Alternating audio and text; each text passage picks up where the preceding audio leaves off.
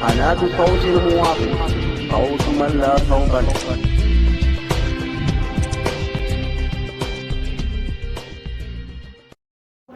الوثائق يعني راهي عندكم اليوم، ويمكن كل واحد يطلع عليها بكيفيه يعني على خاطره.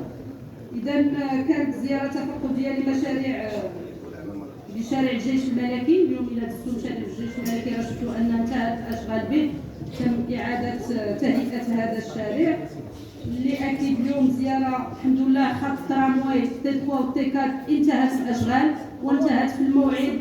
يعني كنا دائما كنقولوا غيسالي في ديسمبر 2023، فشفتوا اليوم على اننا الحمد لله انتهت الاشغال كامله في التخام. كنسينوا العربات ان شاء الله اللي من المفروض انها تجينا في شهر ابريل، باش يمكن لنا ان شاء الله يعني بعد لي زيسي ويمكن لنا.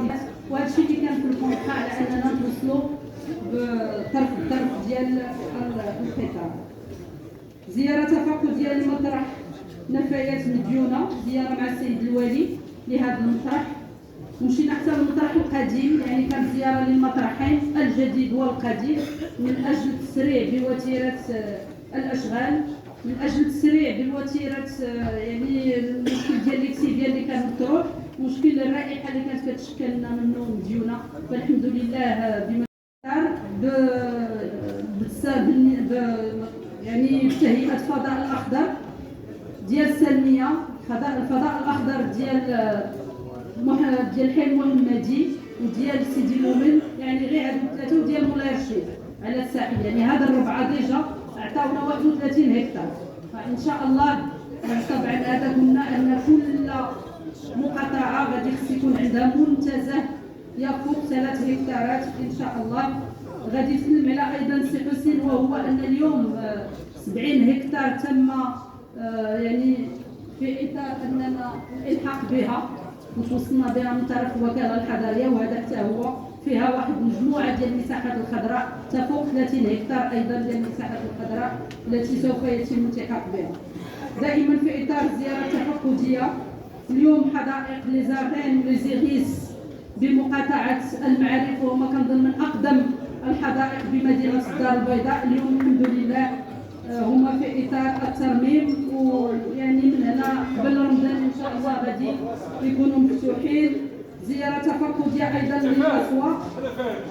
اليوم السوق البلدي ديال المعارف بحله جديده، وراه شفتوا في نزعف يعني في نقاط جدول الاعمال كاين ترميم اسواق ديال عماله انفا كامله مع مجلس الجهه، وهذا هو المنوال اللي بغينا يعني.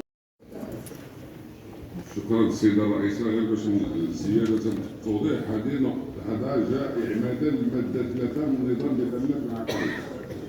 مادة 3 من نظام ديال الأملاك العقارية، ماشي من قانون تنظيم 2017. الأملاك العقارية الجماعية الواجب علينا أننا نخطروا المجلس بالتغييرات التي وقعت على رسوم الكونسيسيون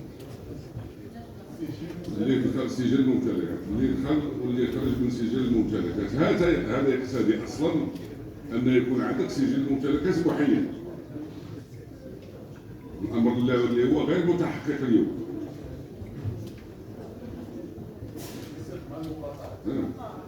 نعم.